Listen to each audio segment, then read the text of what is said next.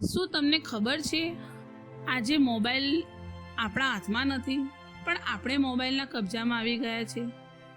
સવાર ઉઠતાની સાથે જ મોબાઈલ, જમતી વખતે મોબાઈલ અને સૂતા પહેલાં પણ મોબાઈલ। આ આદત ધીમે ધીમે વ્યસનમાં બદલાઈ રહી છે।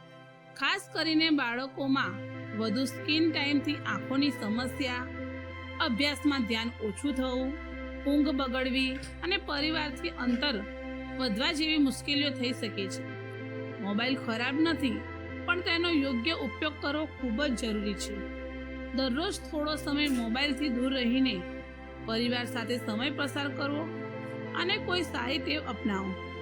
જો તમને મોબાઈલના વ્યસન વિશે વધુ વિગતવાર અને મહત્વપૂર્ણ માહિતી જાણવા માંગતા હો તો મારા ચેનલ પર ફૂલ વિડીયો જરૂર જુઓ।